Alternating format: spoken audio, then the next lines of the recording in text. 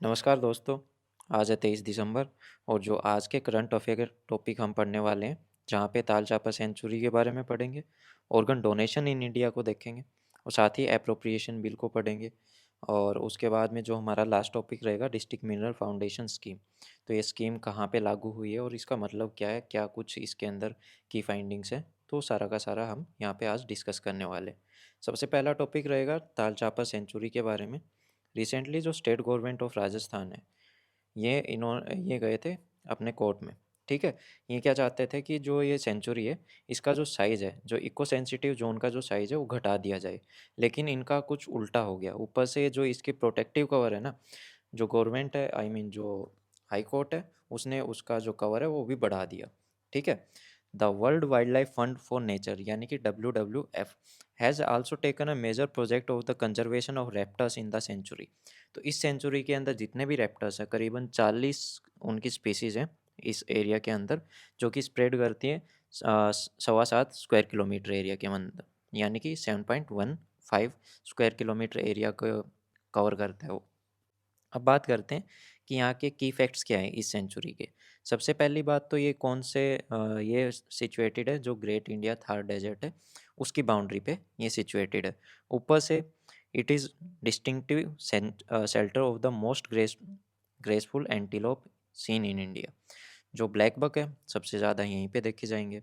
और ऊपर से ये कब सिचुएटेड हुई थी, ये हुई थी, इसको स्टेटस मिला था 1966 में। और ऊपर से ये पहले हंटिंग रिजर्व था। जो वहाँ की रॉयल फैमिली थी बीकानेर की, वो यहाँ पे हंटिंग किया करती थी। अब बात करते हैं ताल वर्ड की। ताल वर्ड मीन्स प्लेन लैंड। जो इस सेंचुरी का जितना भी एरिया है ना, जितनी भी टेरिटरी है, वो मोस्टली फ्लैट है, बिल्कुल एक तरह से। और यहाँ पे जितनी भी ग्रास लैंड है ना, स्पेशली उनके अंदर कौन सी स्पीसीज मिलती है, अकेसिया और प्रोसोपिस प्लांट ज़्यादा यहाँ पे मिलते हैं। तो उस वजह से इसको क्या है ना, सवाना जैसी करेक्टरिस्टिक्स मिलती हैं, जैसे कि ये आप देख सकते हो, है ना। फाउना की बात करें तो ब्लैक बक काफ़ी मिलते हैं, करीबन 4,000 यहाँ पे ब्लैक बक्स हैं। तो ये रहे, ये होते हैं ब्लैक बक्स। तो यहाँ पे 4,000 इनकी संख्या है। 40 से ज़्यादा की स्पीसीज़ यहाँ पे रेप्टर्स की है, जैसे कि चील, कौवे हो गए, इस तरह की। 300 स्पीसीज़ ऐसी हैं जो बर्ड्स की माइग्रेंट और रेजिडेंशियल बर्ड्स हैं जो यहीं पे रहते हैं, तो उनकी भी स्पीसीज़ यहाँ पे काफ़ी ज़्यादा है। माइग्रेटरी बर्ड्स की बात करें तो हैरियर्स हो गए, इंपीरियल ईगल्स हो गए, tawny eagle, short toed eagle. तो काफ़ी तरह की वैरायटीज़ यहाँ पे मिल जाएंगी। और इनका एक बार को आप नज़र डाल देना, क्योंकि कई बार क्या है ना, इन्हीं के ऊपर क्वेश्चन आ जाते हैं प्रीलिम्स के अंदर। अब यहाँ पे देखो, ये है ब्लैक बक और ये हो गए, ये चील कौवे जो भी हैं। तो यहाँ पे आप वो भी देख सकते हो। What are the black bucks? The black bucks और the Indian antelope is a species of antelope native to India and Nepal. Mostly India और नेपाल के अंदर पाए जाते थे, लेकिन फ़िलहाल के लिए जो सबसे ज़्यादा एरिया है, राजस्थान, गुजरात, मध्य प्रदेश, तमिलनाडु और उड़ीसा के अंदर मिल जाते हैं आपको ये। और बेसिकली ग्रासलैंड के अंदर ही देखने को मिलते हैं। और डायनल होते हैं, यानी कि दिन के टाइम में एक्टिव रहते हैं, ना कि रात को। और ये स्टेट एनिमल भी हैं कई स्टेट्स के, लाइक पंजाब हो गया, हरियाणा हो गया, और साथ ही आंध्र प्रदेश।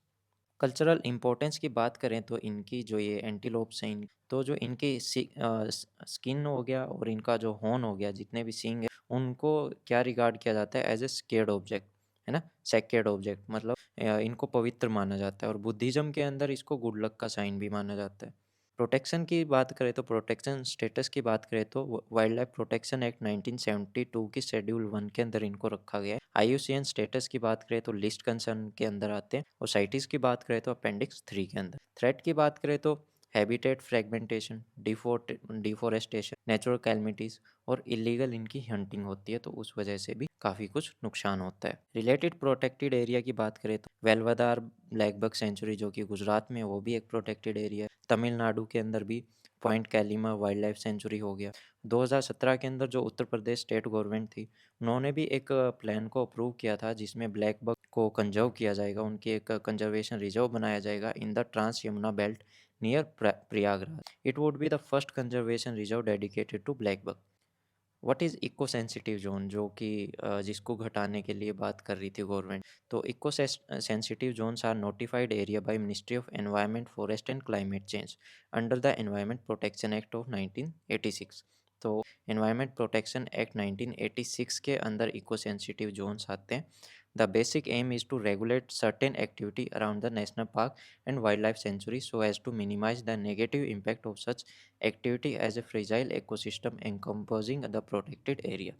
तो जब इनको इको सेंसिटिव जोन घोषित कर दिया जाता है ना, तो उस टाइम पे क्या है ना, कई ऐसी एक्टिविटीज़ है जो वहाँ पे बैन हो जाती है ना। उस वजह से वो जो एरिया है ना, बिल्कुल प्रोटेक्टेड रहता है। वहाँ पे जितने भी एनिमल्स हैं वो इजीली अपना सर्वाइव कर पाते हैं। जून 2022 के अंदर सुप्रीम कोर्ट ने डायरेक्ट किया था डेट एवरी प्रोटेक्टेड फॉरेस्ट और नेशनल पार्क या wild life sanctuary across the country should have a mandatory eco sensitive zone. तो वहाँ पे इको सेंसिटिव जोन होना मैंडेटरी है, of a minimum 1 kilometre starting from their demarcated boundaries. जो भी उनकी बाउंड्रीज हैं वहाँ से स्टार्ट होके और अंदर की साइड में 1 किलोमीटर का जो जोन है वो इको सेंसिटिव जोन होना चाहिए। अब बात करते हैं district mine mineral foundation scheme. तो किसके द्वारा स्टार्ट की गई थी? मिनिस्ट्री ऑफ माइंस, यानी कि गवर्नमेंट ऑफ इंडिया की जो मिनिस्ट्री ऑफ माइंस है उसके द्वारा इसको स्टार्ट किया गया था। डीएमएफ शॉर्ट फॉर्म के अंदर इसको बोला जाता है। और इसके अंदर क्या था, उड़ीसा की एक डिस्ट्रिक्ट है कियोंझार, उसको सबसे ज़्यादा फंड्स मिले हैं इस स्कीम के अंडर में। मतलब 3,000 करोड़ पिछले 7 साल के अंदर इस स्कीम के तहत इस डिस्ट्रिक्ट के अंदर लगाए जा चुके हैं गवर्नमेंट के द्वारा। Keonjhar is hugely rich in mineral resources. तो इस डिस्ट्रिक्ट के अंदर है ना, आयरन ओर की भरमार है ना। आयरन ओर सबसे ज़्यादा यहाँ पे पाया जाता है, करीबन 2,555 मिलियन टन वहाँ पे आयरन ओर दबा हुआ है धरती के नीचे, जो कि 50 मिलियन टन साल की औसत के हिसाब से वहाँ से निकाला जाता है।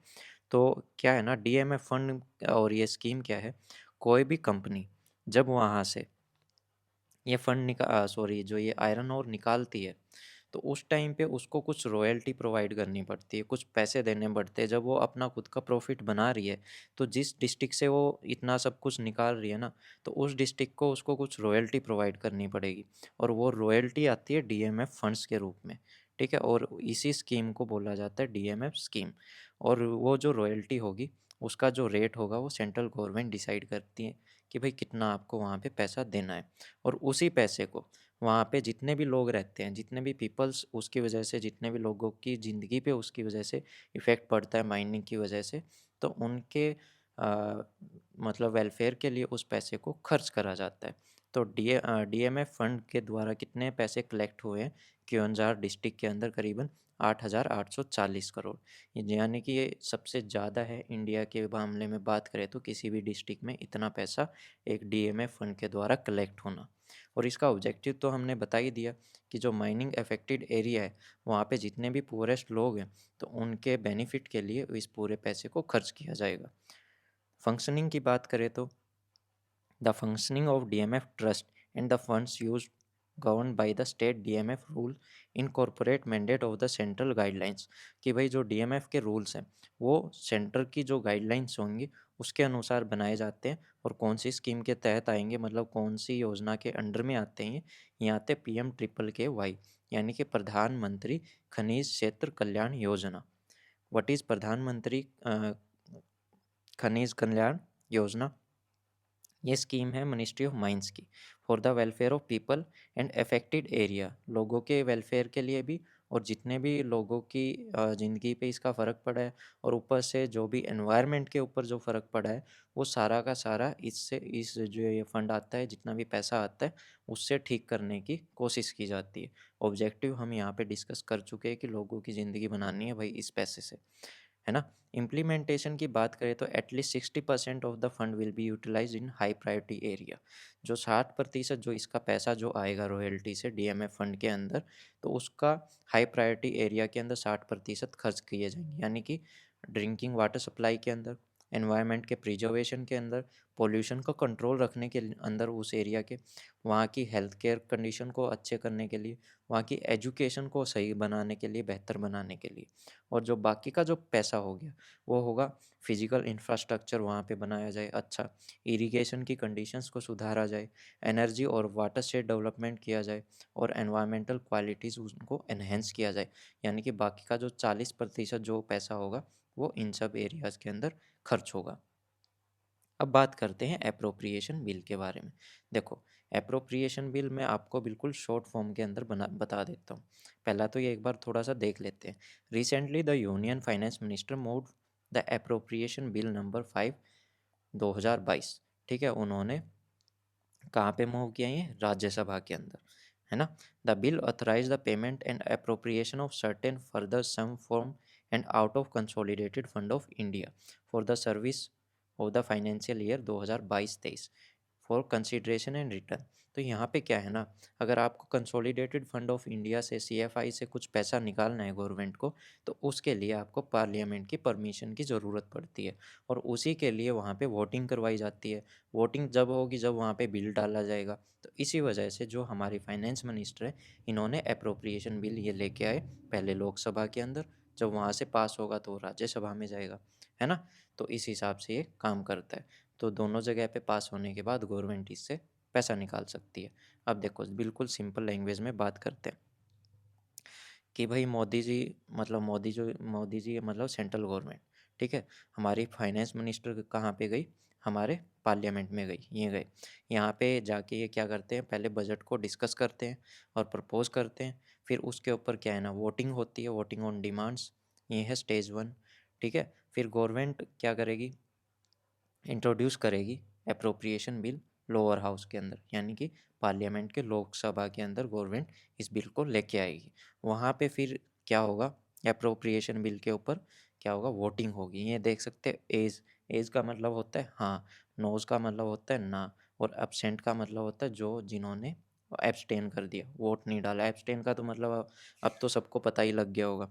जो ये यूक्रेन और रसिया का कॉन्फ्लिक्ट हुआ था, तो इंडिया ने काफ़ी बार एब्सटेन किया है वहाँ से। तो यहाँ पे क्या है ना, यहाँ पे देख सकते हो 336 लोगों ने एज बोला है, तो मतलब ये बिल यहाँ पे पास हो गया, लोकसभा के अंदर पास हो गया। अब ये बिल जाएगा कहाँ पे, राज्यसभा के अंदर पास होने के लिए। तो यहाँ पे आपको कुछ बातें नोट करनी पड़ेगी। पहला तो, Rajya Sabha has the power to recommend any amendment to the bill, कि राज्यसभा के अंदर इतनी पावर है कि वो इस बिल के अंदर कुछ अपनी रिकमेंडेशन दे सकता है।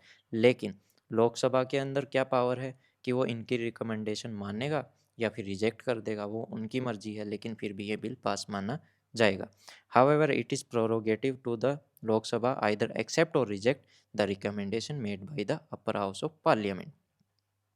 The unique feature of the appropriation bill is it automatically repeal clause whereby the act and the repealed by the itself meets its statutory purpose। तो यहाँ पे क्या है ना, कि अगर आपने अप्रोप्रिएशन बिल ले आई गवर्नमेंट वहाँ पे, है ना, और फिर भी अगर वो बिल पास नहीं हुआ वहाँ पे, तो फिर हो जाएगी गड़बड़।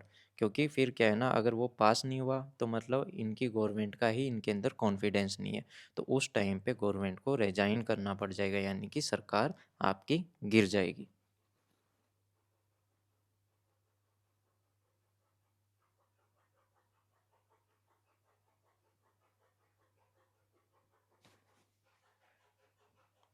ठीक है, तो फिर सरकार गिर जाएगी। अब मान लो यहाँ पे ये हो गया पास, है ना। यहाँ पे पास होते ही तो जो सेंट्रल गवर्नमेंट है वो फिर सबको थैंक यू बोलेगी, सिंपल सी बात है। और उसके बाद कंसोलिडेटेड फंड ऑफ इंडिया से जितना भी अमाउंट इन्होंने पास करवाया था उसको ये निकाल लेंगे।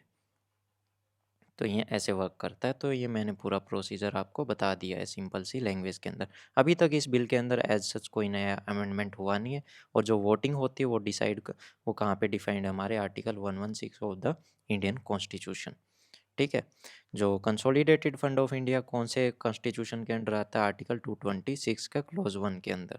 और इसके अंदर जो पैसे इकट्ठा होते हैं वो कहाँ से आते हैं, वो आते हैं जितना भी रिवेन्यू सेंट्रल गवर्नमेंट रिसीव करती है जितने भी तरह के टैक्सेस से, यानी कि इनकम टैक्स हो गया, सेंट्रल एक्साइज हो गया, कस्टम ड्यूटीज़ होगी, या फिर जितने भी अदर रिसिप्ट होगी, और जितना भी नॉन टैक्स रेवेन्यू होगा, वहाँ से जितना भी पैसा आएगा कंसोलिडेटेड फंड ऑफ इंडिया के अंदर वो जमा हो जाता है।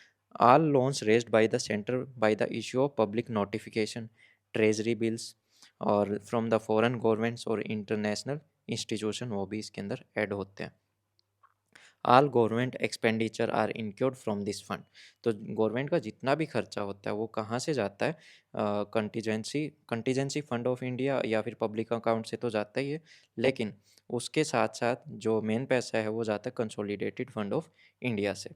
और जितना भी पैसा है, अगर आपको कंसोलिडेटेड फंड ऑफ इंडिया से जितना भी पैसा निकालना है, आप निकाल सकते हैं, लेकिन कोई भी अमाउंट बिना पार्लियामेंट की परमिशन के आप वहाँ से नहीं निकाल सकते। और जो बाद में जितना भी इनकी जो भी ऑडिट रिपोर्ट्स होती है वो कौन बनाते हैं? कंट्रोलर और ऑडिटर जनरल ऑफ इंडिया इनकी रिपोर्ट्स को ऑडिट करते हैं फिर।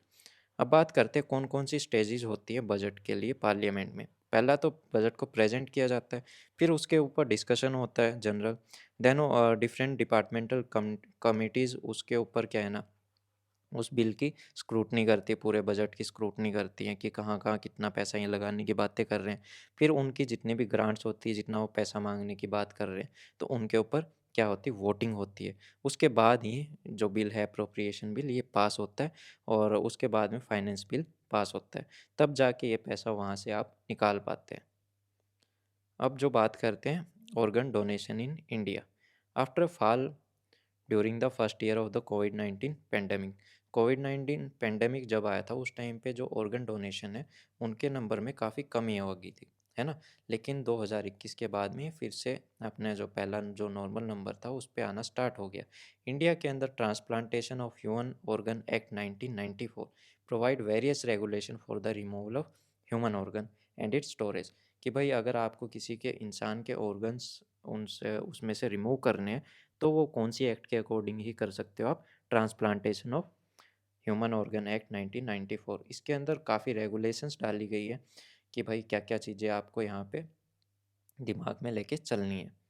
अब बात करते हैं what is the status of organ donation in India.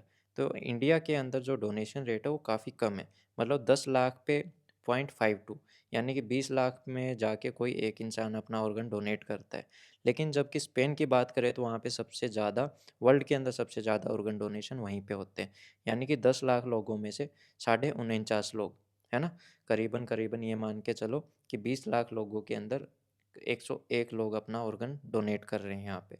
India के अंदर ऐसा नहीं है। इंडिया के अंदर क्या है, where a person has to unlike India, where a person has to register to be an organ donor and the family has to consent it after the death. India के अंदर क्या है, अगर आपको ऑर्गन डोनेट करने हैं तो पहले आपको खुद को रजिस्टर करवाना पड़ेगा ऑर्गन डोनर के रूप में। उसके बाद आपकी फैमिली अगर कंसेंट दे देती है, परमिशन दे देती है आपकी डेथ के बाद, तभी आपके ऑर्गन्स यहाँ पे डोनेट किए जाते हैं। लेकिन स्पेन के अंदर ऐसा नहीं है। अगर कोई इंसान खुद की मर्ज़ी से देना चाहे तो फिर फैमिली का कोई सीन नहीं है वहाँ पे। यहाँ पे बात करते हैं deceased donation is the organ donated by the kin those who suffered brain death और कार्डियक डेथ। इंडिया के अंदर बेसिकली क्या है ना, जिनकी ब्रेन डेथ डेथ से यानी कि ब्रेन डेड हो जाता है, कोई भी एक्सीडेंटल हो जाता है, तो उनका कई बार क्या है ना, इंसान मशीनों पे लगा रहता है लेकिन उनका ब्रेन डेड हो जाता है, तो उनका सर्वाइव का तो चांस ही नहीं है कि वो बैक टू लाइफ आ जाएगा, नहीं।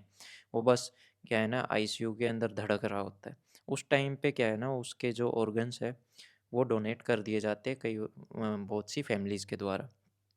या फिर कार्डियक डेथ में भाई हार्ट अटैक आ गया, तो उस टाइम पे जो डेथ हो जाती है तो उस टाइम पे भी काफ़ी ऑर्गन्स डोनेट कर दिए जाते हैं। Only 14.07% of total organ harvested in 2021 were from the disease donors, यानी कि जो जिनकी डेथ हो गई थी ब्रेन डेथ से या फिर कार्डियक डेथ से, उनमें से केवल 14% लोगों ने ही अपने ऑर्गन्स डोनेट किए थे, जो कि 2019 का आंकड़ा देखें तो 16%। तो आपको इतना सब ध्यान रखने की ज़रूरत नहीं है, बस थोड़ा सा बहुत आपको पता होना चाहिए कि कौन सी एक्ट के अकॉर्डिंग होता है और सबसे ज़्यादा कहाँ से होते हैं, है ना? और ये बेसिकली आपके मेंस के अंदर काफ़ी हेल्प करेगा। और ऊपर से बात करें तो तेलंगाना, तमिलनाडु, महाराष्ट्र, गुजरात और कर्नाटका, ये कुछ ऐसी स्टेट हैं जहाँ पे सबसे ज़्यादा ऑर्गन डोनेशन होते हैं। पहली बात तो ऐसा है क्योंकि यहाँ पे जो इंस्टीट्यूट्स हैं, है ना, काफ़ी हाईटेक है, तो इस वजह से भी वहाँ पे सबसे ज़्यादा ऑर्गन डोनेशन होते हैं। What is the need for increasing disease donation. फ़िलहाल कि भाई जो ये लोग एक्सपायर हो जाते हैं तो इनको सबसे ज़्यादा डोनेट क्यों करने चाहिए? क्योंकि देखो क्या है ना, काफ़ी लोग ऐसे हैं जिनकी ज़िंदगियाँ बचाई जा सकती है अगर कोई अपना ऑर्गन डोनेट कर दे।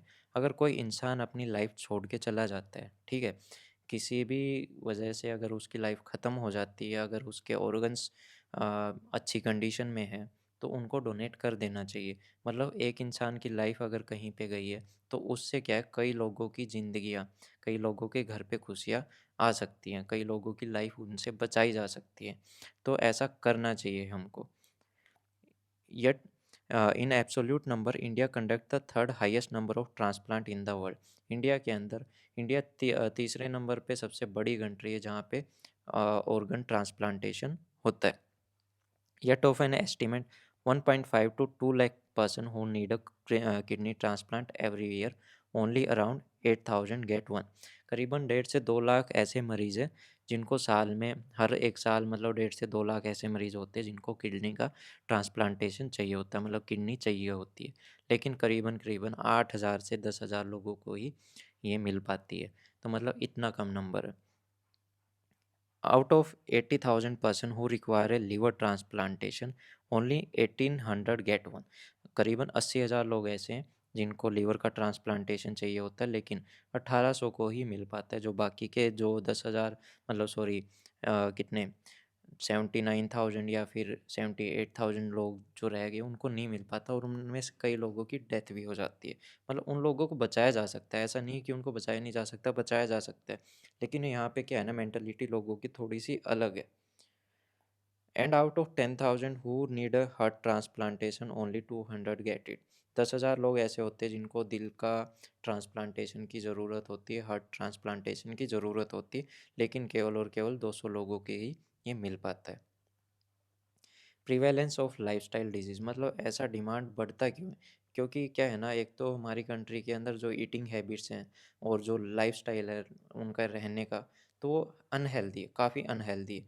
इस वजह से भी काफ़ी इश्यूज़ होते हैं। ऊपर से जब कोविड की जो बीमारी आई है, जो लोग इससे रिकवर भी कर गए ना, उनका इम्यून सिस्टम इतना ख़राब हो चुका है, कइयों के ऑर्गन्स जवाब दे जाते हैं, और उस वजह से भी क्या है ना, ये काफ़ी ऐसे मरीज़ों की संख्या बढ़ती जा रही है। तो ये था आज का चैप्टर। बताइएगा प्लीज़ कैसा लगा। अगर वीडियो अच्छी लगी हो तो लाइक कीजिएगा, चैनल सब्सक्राइब कीजिएगा, और कोई भी सुझाव सजेशन हो तो कमेंट सेक्शन में आप ज़रूर दे सकते हैं। इस क्लास की पीडीएफ आपको टेलीग्राम पेज पे मिल जाएगी, जिसका लिंक आपको डिस्क्रिप्शन बॉक्स में मिल जाएगा। So thank you, have a nice day.